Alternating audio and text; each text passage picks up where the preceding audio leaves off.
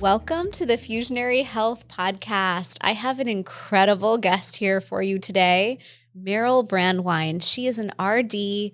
She is an expert who takes a deep dive into so many aspects of health.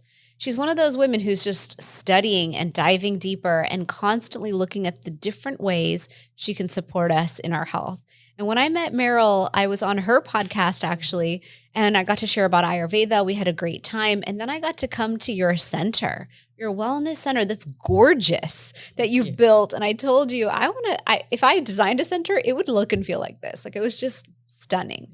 So welcome to the podcast. I'm so happy to be here. Thank you. Thank you for having me. Of course. So will you share a little bit about yourself? Because it's hard to encapsulate what you are and how much you've studied and really the focus of your practice. Right. So, right. Well, I think we all come to functional medicine with a story. Yes. Right. We've all got something that pushed us here. And so I am no different. I am a cancer survivor. I had cancer back in 2000. I was diagnosed 6 weeks after my third child was born. So I had 3 kids under the age of 4.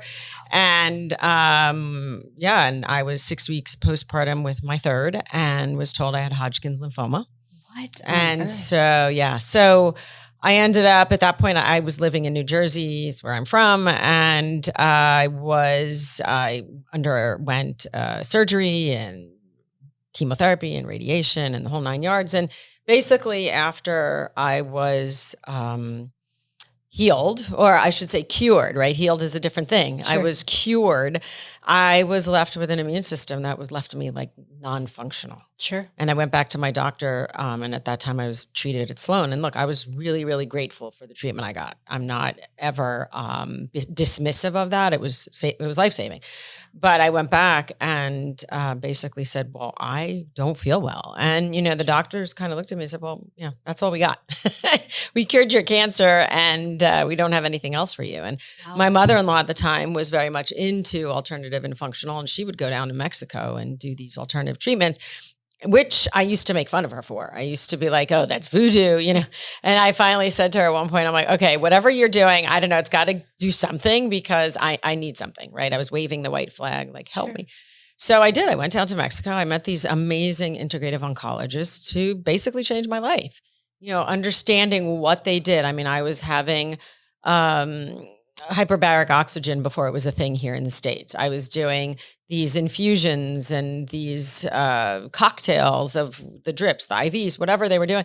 And I was just following the doctors around with my little IV pole, right? And in my love of learning, wanting to know, everybody's watching Jerry Springer. And here I am walking around, chasing the doctors. What is this? What is this? I didn't know anything about it. We didn't get any of this kind of training. Sure. And so, bottom line, I came home. I started feeling better. They gave me a vaccine with my own immune system. It was called an autologous dendritic cell vaccine.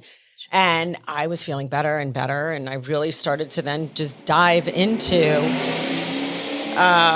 this world of integrative functional medicine. And that was, more than 20 years ago, right? So functional medicine wasn't a thing. It was, I remember Jeff Bland kind of giving some talks and I'm thinking, is this going to take off?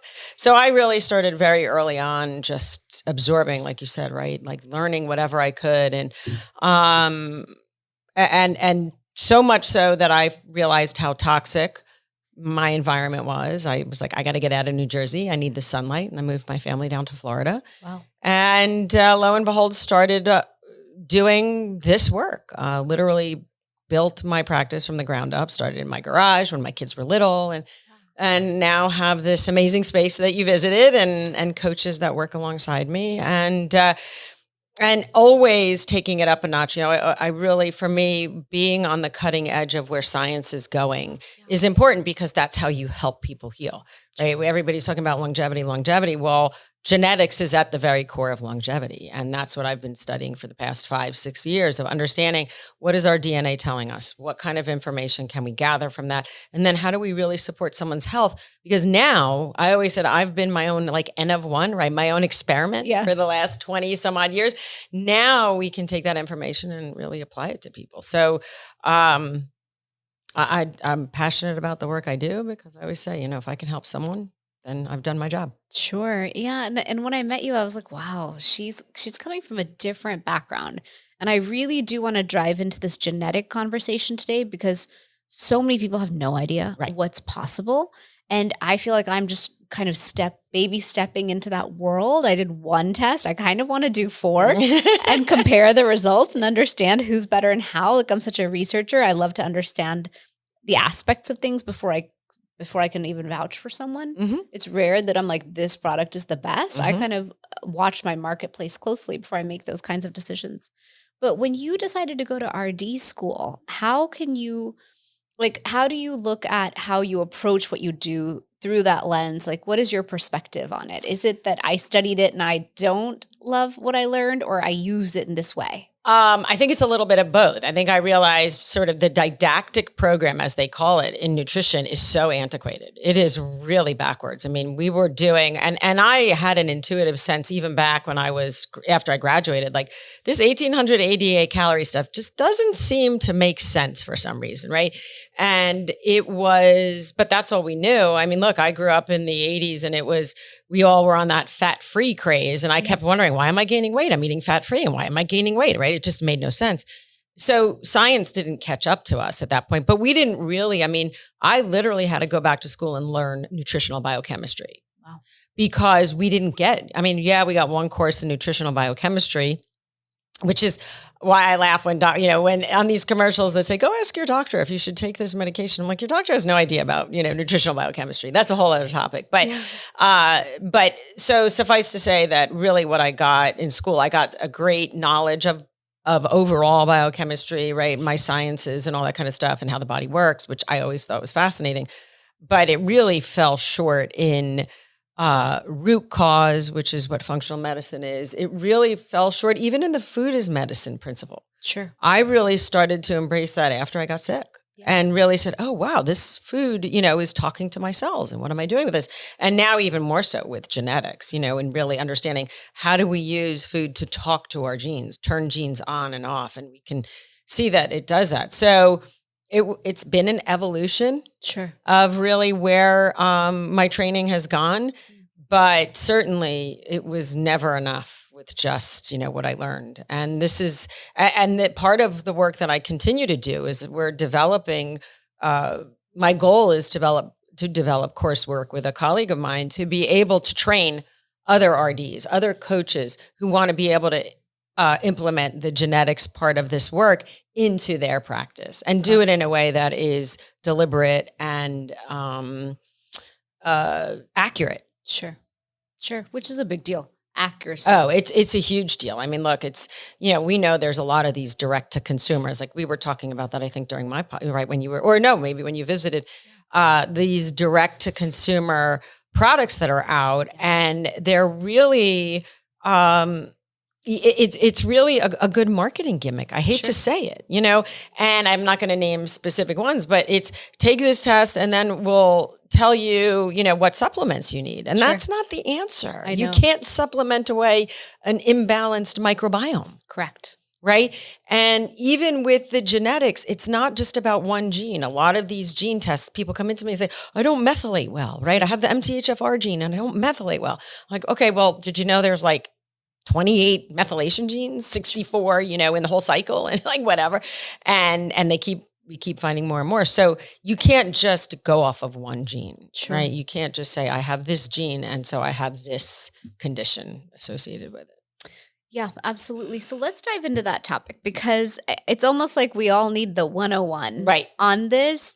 And then whenever I do dive into something like even Ayurveda, I teach it at a pretty 101 level. Mm-hmm. And then once people grasp it and get a hold of it, I also like to show them the highest level at which you can possibly execute something, just so you understand what you're aspiring towards. Absolutely. So for example, I go to functional medicine practitioners. I kind of have built my own boardroom when it comes to my health. I don't go to just one practitioner because first of all, I think everyone who comes to me has a lot of issues in their health. So I needed to understand the landscape. It's why when I met you, I was like, yes, another one, another awesome one in my pocket. So if I have the right client, I know who to direct it to based on their geography or based on their style or personality that they need to work with. But I have this boardroom around my health. And so in the last couple of years, I've done a lot of the tests, like the GI map and the Dutch test and all these things.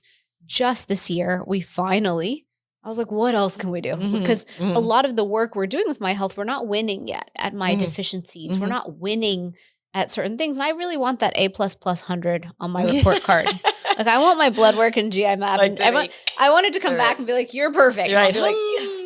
Yeah. So I finally said, let's do genetic testing then. You guys talk about it, but which test should I order? So in my case, my practitioner recommended the 3x4. Is that how you call it? Yes. Or 3x4, 3x4. Yes. 3x4. Same thing. So they ordered that genetic test. I took it. I got my data. It was illuminating because now I understood why I'm taking certain things and I'm still not winning. I need more of certain things. I need to adjust so many aspects of my life. So it really dives into like what you eat, what deficiencies you're going to run, how you should exercise, how you process fat, how you process alcohol, how you process caffeine. It can be very educational. So will you kind of give that 101 perspective? Because I'm the consumer and you're the practitioner when it comes to this test. And, genetics is a very complicated topic. And so it's complicated, and I think it's fearful for a lot of people. A lot of people are like, I don't want to know if I'm going to get this, disease, right, or condition. And so the first thing I'm going to say to that is the testing that we do is not like, and I guess the best thing I can liken it to is like a BRCA test, right? We are not testing for genes that are predictive of certain diseases or certain conditions. Sure. When we're testing, when you're looking at genetics or what we call genomics, you're looking at these things called single nucleotide polymorphisms, right? It's basically a long way of saying it's a little typo, right? A little error in how your DNA processes things. And so if you have a little bit of a misstep in a certain process in the body, then what are the things that you can do to recover that, right? Or replace or circumvent that particular issue or that particular body operating system kind of thing, right? Sure. So if we're going to look at, so if you're taking, caffeine is a pretty straightforward one, right? Yeah. When you're looking at caffeine is, do I metabolize it fast? Do I metabolize it slow, right? If you're a slow metabolizer, it's in your system for a while and you better not be drinking coffee after, 12 or 2 in the afternoon. Right. You will not sleep. Yeah. But if you take something else, so cardiovascular disease, for instance, right? One of the things that the 3x4 looks at is a predisposition for cardiovascular markers. Sure. And so I always say this is a really good example. I use my son as the example because every single male on my dad's side of the family has had a cardiovascular event, meaning either it was a heart attack or a stroke or something. Sure. My dad at 62 had a quintuple bypass. I mean, thank goodness he's still with us today, probably because of how I've taken care of him. But so when my son was in his 20s, I said to him, I want to run his DNA to see where his predisposition is. Sure. And so lo and behold, he had a similar predisposition of what my dad has been dealing with. And I was able then to do testing and validate, are we seeing what the genes are telling us, that there is a predisposition, and are we seeing it start to play out? And in fact, we were. Wow. And so I said to him, I just gave you the best gift that I could give you by understanding that this is your genetic trajectory, right? Like you may end up going down this road if we don't do some preventative measures now. Right. And so he really is pretty deliberate about certain things and paying attention to certain things. And we're not talking about perfect, right? But he's doing enough to offset his risk. And I think that's the really important part that I want people to understand is how can you mitigate risk? How can you offset that predisposition, the likelihood that you may end up with those issues, right? It's the same thing. I mean, look, we're not looking at genetics and saying we're going to predict cancer, right? Because everybody says to me, well, am I going to get cancer? And we can see tendencies, right? Because it's never one thing that triggers cancer, right? Sure. You talk about detoxification, you talk about inflammation. Yep. We talk about all of these systems that go a little bit awry that cause cancer. Correct. Well, isn't it nice to be able to see if those systems are predisposed to going off the rails? And if they are, how do you put them back on the rails? And to me, that's the beauty of being able to use genetics. Right. You can take lifestyle, food, supplementation, lifestyle habits of different kinds, and put them in place in your life based on the level of risk, based on what's coming for you. Absolutely. And it's interesting because some of it might be non-specific. Like in my test, it said, you're bad at detoxing. And I was like, no wonder I'm obsessed with detoxing. I consciously detox consistently, seasonally as an Ayurvedic practitioner. It's on my mind, but also intuitively, my body's like, even today, my body's like, intersection of seasons, you need to detox. And my mind goes, I don't want to do that. Right. Well, yeah. And the nice thing about it is it's crucial, right? If you want to keep your body operating efficiently. But the nice thing about that is that, okay, well, you can see the genes that predispose you to certain issues with the detoxification. And then we can go back and test for that. We can look at the biomarkers of detoxification, right? We can go back and say, oh, well, where's the misstep here? Where's the misstep there? And we can get into the nuances of phase 1 to detox, phase 2, right? That would be my job as a practitioner. Yeah. How deeply do we want to dive into rebalancing what is potentially a very imbalanced system? And so we're taking it, we're now doing the real deep dive from the biochemistry, from the stuff that excites me, not everybody else, right? My friends look at me and they're like, when you talk, I think it's like, wah, wah, wah, wah, right? And so my friends too, they're always like hiding their soda. Yeah, exactly. Look at me, what I'm doing. I'm like, I don't judge, guys. Live your best life. Exactly. Yeah. So, the nice thing about that is as the practitioner, we can do the interpretation, and then we leave it to the coaches to implement. So like you said, we always want to use food first. Yeah. Food is medicine 120 million %, right? I always say you only want to supplement when there's a gap between what the food gives you and what you actually need. I think so many people think it's the other way around. Oh, well, let me supplement. No. And then try and figure out what food to eat. And it'll never work. You cannot. Yeah, but supplements don't translate the same as food. You can't out-supplement your diet. No. It's just not going to happen. And I own a supplement company. Right. Listen, we both deal with supplements, right? I'm a super fan of supplements. I think they're fantastic. But whenever I run a deficiency in my blood work, I always think to myself, okay, I'm a little low in iron. What are the iron-rich foods? I'm low in vitamin A. Okay, what are the where are the holes? And then also, why are there holes? What do we need to go address? So really the way I'm understanding it from you is when you do this genetic testing, it's almost like that mothership kind of data you're getting, but then you're also understanding through all the other testing how to better look at and understand and validate this data to create a more actionable plan. Right. Because the data that we get from the genetic test is there's specifics to it that point us in a direction, but it's certainly not identifying the nuances, right? Again, if we're talking about detoxification, yes, we can look at certain nuances, but I don't know, is this playing out or is it not playing out, right? It may not be an issue for you. Yeah. It may be genetically relevant in terms of, okay, that's what the data is telling us, your genetics. But remember, genes only account for about 20 to 30% of what actually gets expressed. It's a very small number, right? Genes are only responsible for 20 to 30% of what's going on, which means your diet, your lifestyle, your emotions, your behavior, your environment play a 70 to 80% role. So when people say to me, oh, well, it's my genes, it's my bad genes, I'm like, bull. It is not your bad genes. It's your bad lifestyle and your bad habits and your bad, right? And it's the imbalances there. True. And the emotional piece is huge too, right? That mental emotional piece is tremendously impactful, and it does trigger genetics, right? Cortisol triggers genes, and it triggers genes that trigger inflammation. Sure. So, right, we can see that cascade, but truth be told, genes account for just a very, very small percentage of what actually is going on in our body. Yeah, like I have people who are like, well, diabetes runs in my family. I'm like, yeah, it runs in mine. So that has nothing to do with who I am now. My lifestyle that I've built since I was a teen was completely built on the idea of I will not be diabetic. Right. So what is the life plan I have to live? Oh, I have to become obsessed with exercise. Great, I did.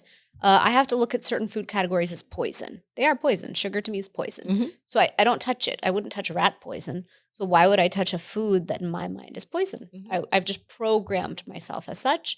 And now I'm in my 40s. I'm a little, I would say 10% more moderate in those things, but not much, because to me, I that was my first tenet for my health is I Right. don't want those things to happen that happen to my family. So I understand and know that lifestyle is so important, but I think we underestimate it as Mhm. people.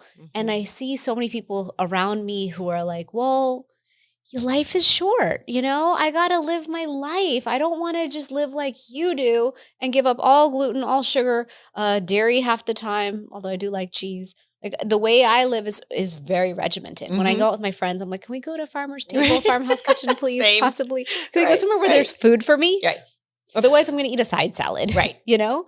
And so, how do you explain to your clients? Because I know you're big on mindset and Mhm. food is medicine. How do you explain to them, look, you can build a life that's awesome and delicious, but you can also honor that this body can't run on inflammation.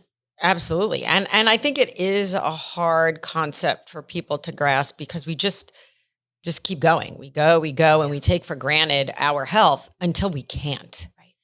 And I think part of the issue is we do not live in a society, in a culture that embraces prevention. We're all about, let's just run ourselves into the ground until we really can't function anymore. And then we'll pay attention. And the body doesn't work like that. Right. And again, it is a hard concept for people to understand. I think they start to understand it more as and again, like it's not an all or nothing thing. And I think that's the other misconception because I think the diet industry has created that. True. It's an all or nothing. It's created the idea that you need to be deprived and starved in order to lose weight, right? It's the stories we're told when we're young. Oh, you're too heavy, go on a diet. Oh, you should look like this. I mean, there's a lot of noise around the whole idea of, what is the difference between being healthy and being thin? And I think a lot of women especially confuse that whole topic. Absolutely. And so we've really got to go back to how, my health. What is health?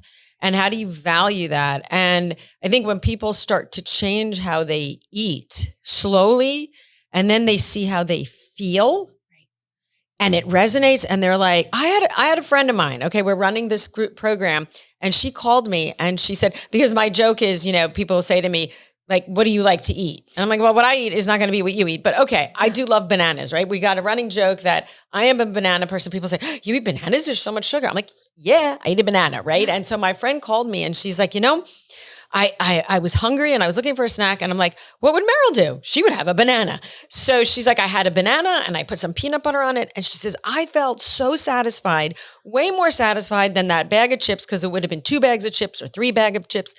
Like, put real food into your body and watch how your body works and watch how you feel. Exactly. And I think that's the biggest, people who resist that, who say, well, I just want to have my burgers and I just want to, our taste buds start to change when we eat this processed food. Correct. I mean, and there's a ton of literature. There's a ton of documentaries, right? Super processed foods, ultra processed foods. It changes our taste buds. It changes our brain chemistry. It changes our gut microbiome. It changes us physiologically. Not for the better either. Of course. And so once you start to give your body real food and it starts to resonate, but look, we got to meet people where they're at. Yeah. Right. Let's just start with one meal and let's see how you do. Sure. I think that, again, the misconception that I just got to do this all at once and I have to change my life. It's intimidating for people. It is. And that throws in the fear factor. And then, oh, look at me. I can't be like you. I'm like, I don't want you to be like me. I want you to be like you. And I want you to be the healthiest version of you. Because guess what? I have been a work in progress for 25 years. Exactly. I didn't wake up like one day and go, oh, this is who I am. Yeah. Right. And the more I learn about myself and the more I'm like, look, I have grown children. I want to be around for them to get married and have grandchildren. And life takes on a little bit of a different meaning as you start to get older and you're like, okay, you start realizing what your mortality is, but B, you're like, wow, I have so much ahead of me. Right.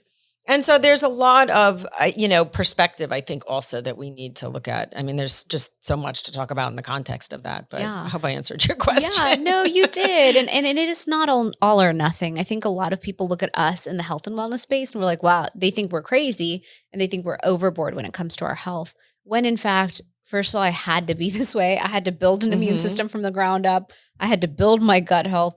I've had to rebuild it again and again in my life. I've had different surgeries and different things and different traumas happen. So with anyone, we all have those things that happen through our lives. So it's our job to maintain, like, once you build your health to awesome and you know what epic feels, Oh, yeah. it's really hard to pry it out of your hands. And like even recently I had a month of travel and then I had 2 weeks of something happen where I thought to myself this week, I was like, you just got thrashed. Right. That's what this is called. You just got beaten up. You just got knocked right off your mountain of health. And now what would you like to do? So I thought to myself, okay, well in Ayurveda, we have a concept called ojas. Ojas is like this nectar of the gods, this vitality that we carry. Okay, that's gone. How would you lovingly build it? Sleep, gut health, self-care, eat really nourishing foods from the earth that are organic, follow a seasonal diet, rebuild your circadian rhythm. And then I was talking to myself today and I was like, you might run a little heavy. How about you take the month and just eat really grounding, loving foods? Ignore diet and leanness altogether. And my whole body was like, yeah, that would be nice. Right. And I thought, wow, can we be nice to ourselves? Yes. Can we take a month at transition points in our lives and understand what we need inside of our bodies? And I'm not saying I'm going out for pizza and wine or anything. I'm just saying loving, nourishing, grounding foods. Absolutely. And I think, that's so important is, listening to your body, being a little bit intuitive. And I think we're so disconnected. Yeah. When people come in and I ask them, well, are you eating because you're hungry or are you eating because your mouth is hungry, right? Is your stomach hungry or is your mouth hungry? And they look at me like, I have 5 heads. What are you talking about? Like, so people eat for every other reason other than nourishment and hunger, right? Think about it, right? And if we ate just when we were hungry, it would be a whole different story. But, when emotions come into play and then there's celebrations, all of that sense, common sense goes out the window. And so it is about coming back to being a little bit more mindful and being a little bit more intuitive, because if you pay attention, guess what? Your body is speaking to you. And very much like you said, right? I mean, if I eat the way I eat because I love how I feel. Correct. And I want to continue to feel like that. I'm in the gym and I'm running circles around these 25-year-olds. Right. And I'm like, damn, that makes me feel good, right? Yeah. Not because I'm judging anybody or anything but look at what I can do. Right. And I just want other people, when people say, well, I'm getting older and I'm going through this, and we don't deteriorate because we age. Correct. We deteriorate because the gas tank is on empty. Exactly. And if you don't take the time to fill the gas tank, well, then where's it going to end up? Exactly. It's on gonna empty. Constantly staying empty. Yes. And let's talk about that. So many people come up to me and say, like I hear them all the time. They're sighing. They're like, I have brain fog. I'm exhausted. My joints hurt. I'm fatigued. I just don't have the energy I had. This is perimenopause. This is menopause. This is aging. And I always look at them like, this is inflammaging. This is just inflammation wreaking havoc.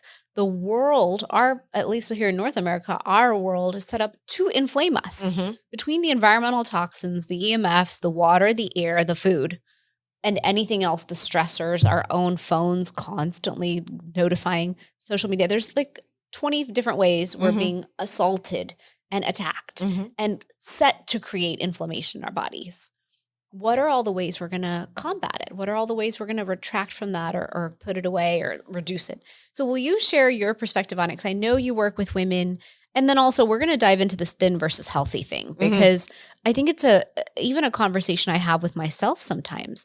I own a supplement company. I want to look healthy. What does looking healthy mean in this modern day world? Right. Looking healthy on stage usually means being a lower size in a really slim dress, looking a certain way. I can lean out. It is not fun, but I'm capable of putting myself on a hard track and like hitting size 2, size 4 to be on a stage. I've done it in the past, in the last 10 years.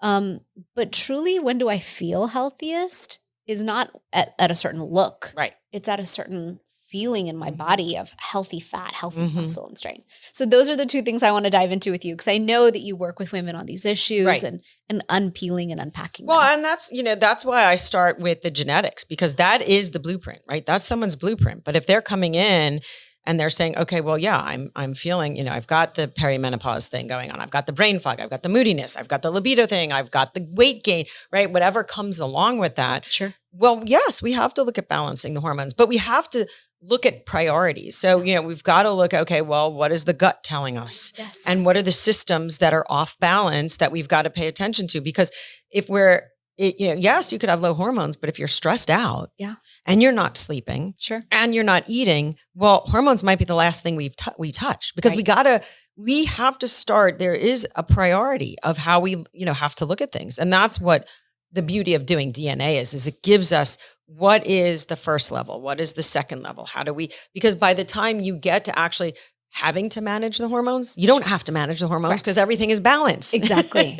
Right. And so it's almost giving you like a punch list, priority list of how to approach their health, customized to them based on how their body runs, which really gives you like a roadmap. Yes. As the practitioner to be more effective in a shorter period of time. Absolutely. Well, yeah, we call it the Rebel Roadmap. That's I'm the awesome. Rebel nutritionist. We call it the Rebel Roadmap. That's Absolutely. awesome. Yeah, because oftentimes people's biggest complaint about functional medicine is they walk in, it's expensive, it's a lot. People want to put them on a lot of supplements, and it's almost like you meander down this road. I've had this experience. I've had functional medicine practitioners for probably 8 years now. So I've worked with a few different ones as I kind of stepped into the world, and now I love it. I think everyone should have a functional medicine practitioner like alongside them to lead this road called life, because we don't have the metrics on our own bodies. Right. And a basic blood test isn't telling you jack. Like, it's not giving you any data that's operational. It's just telling you, hey, you're deficient. And you're like, okay, I'll take some vitamins, but it doesn't address root cause. No, well, it's not comprehensive enough. Yeah. So what are some of the tests you lean into? And do you have any like special patient stories you can share with us? Oh gosh, I have so many patient stories, that right? would illuminate to the audience. So the test that I lean into, again, we start with the genetics. We'll look at the biomarkers, the nutritional biomarkers, right? Are we looking at vitamins and minerals and heavy metals and, again, detox markers and all these kinds of things to see where those nutritional deficiencies are. Sure. If someone's got gut issues, or sometimes even if they don't have gut issues, we will do a stool test, a microbiome test to really understand, because again, the gut is the gateway to the rest of our health. And so if our gut is imbalanced, then, all bets are off. So we generally will look at that. And then we get into some of the specialty tests as needed. I mean, look, we can do food allergy and food sensitivity tests, and we can run all of those, the Dutch tests, right? The hormone tests. But you don't, in functional medicine, you want to do the right test at the right time for the right reason. Sure. And so you don't need to run hundreds and hundreds of dollars worth of tests right off the bat. I think that's important for people to understand. Like the supplement overload, you can overload people on testing, and then it becomes just a turnoff. Sure. So you take that information, you say, okay, how do I then interpret it?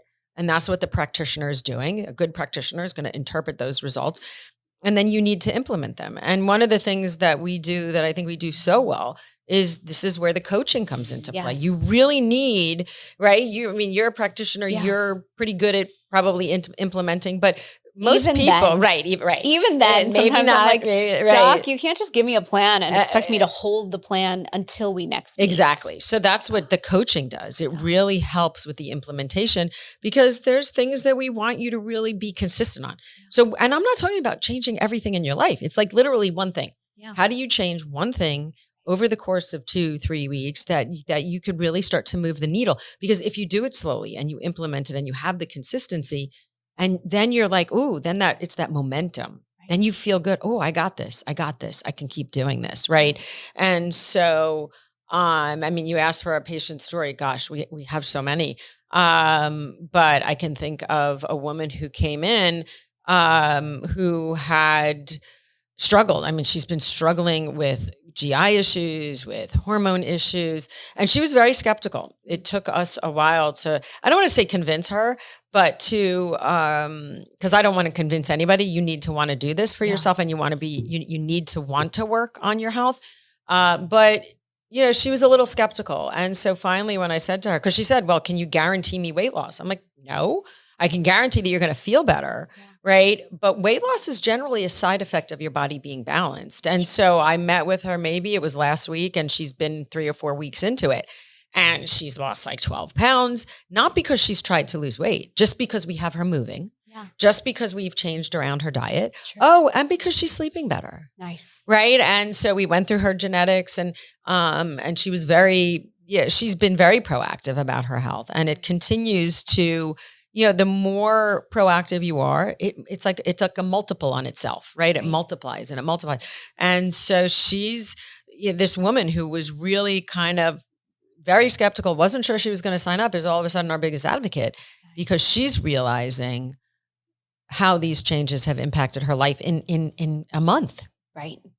It's huge. It is. It's huge. I mean, I get the goosebumps talking about that kind of stuff, because it is, to watch these people transform on their own terms and in their own way, just with the tools that we give them. It's amazing, because it goes back to, right, the whole idea of thinness versus, right, health and all that. We've got to change the paradigm. Totally.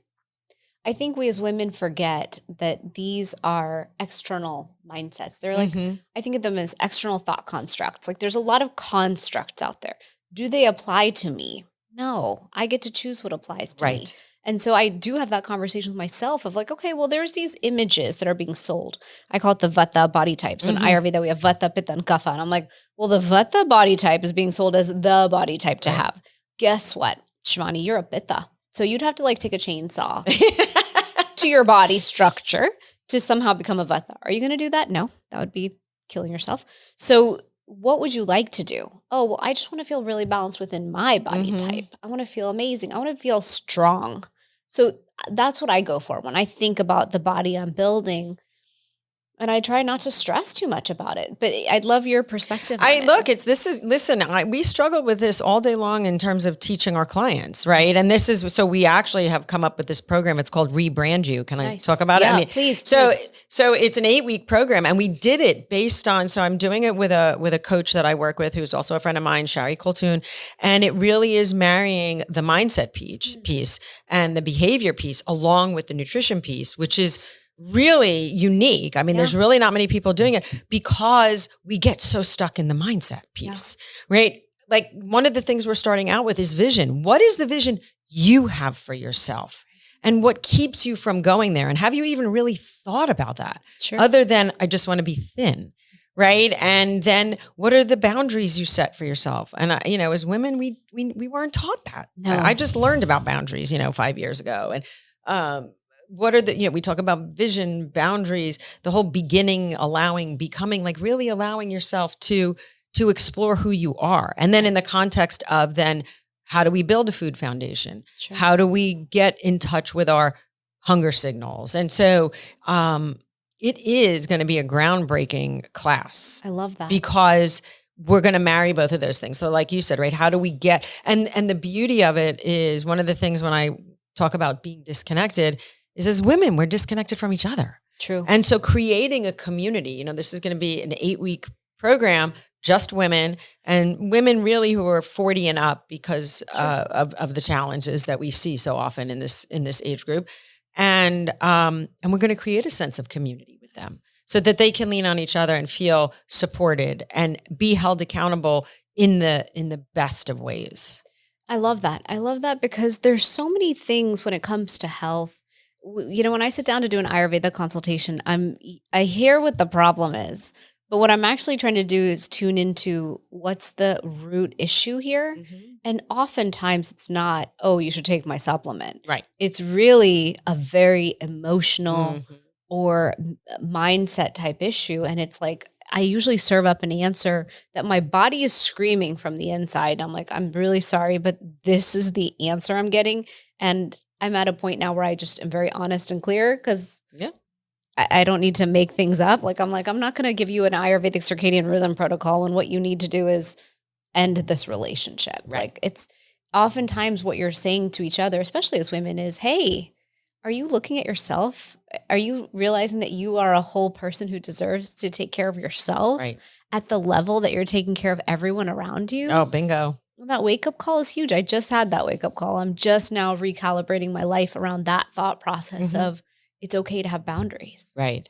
And it's not easy because we're taught just say yes, be nice. Right. You People want pleaser, everyone- right? Yeah. Just be the people pleaser. I respond to every text the second I get it. Yes. And as of 2 weeks ago, I'm like, you know what? Everybody can wait. Right. Everybody. Well, and I think that's the beauty of when you start, as you start to get older and step into that comfort of being okay with owning your own space. And you don't have to defend why you want to take care of yourself to anybody else. Yeah. And really more importantly, that you deserve to be healthy and that you deserve to take care of you. That is such a hard concept for so many women that they don't deserve it. And that is a travesty on so many levels, right? And so this is partly what this course is going to do is dive into that and give them the tools just to start to, and I always say, look, I think why I'm so passionate about and excited about this course is because I've done the work. I haven't needed to do the nutrition part of it, right? I've done that, but I've done the work on the behavior side and I know how life-changing it was for me. And I'm so excited to be combining this with the work that we're doing. So yeah. Because even if someone came in with a health issue and said, hey, like I'm really inflamed. I know I am. I need to lose weight, all these things. You could put them on a protocol. We're in the health and wellness Anybody space. could do a diet. Anybody could do a protocol. Yeah. But that's not the point. What is going to create that protocol's opportunity to really be implemented so deeply into their lives that it becomes their lifestyle for the rest of their lives? Well, they have to embody it. Yeah. Right? You have to embody mind, body, soul, this work. Absolutely. Absolutely. So I feel like I could talk to you all day. I really could. In our case, I could literally, I'd be like, hey, here's all my testing. Let's talk. I would do that gladly. I told you, give me your test. I'll walk you through it. I love understanding from each practitioner your approach because each practitioner has their own style. And that's why I'm so excited about having each of you on the podcast because then each listener gets to understand, hey, she's for me. Right. She's going to resonate with who I am and what I need. And so are there any last tips or points that you would like to make today for the listener? I think, just really take a step back and take inventory of what it is that you want out of your life. How can you set that up for yourself in a way that it's not just about lifespan. It's not about how old you are. It is how healthy and what is the quality of that life that you want. We talk about the big buzzword now, longevity. Well, what are you doing to get you there?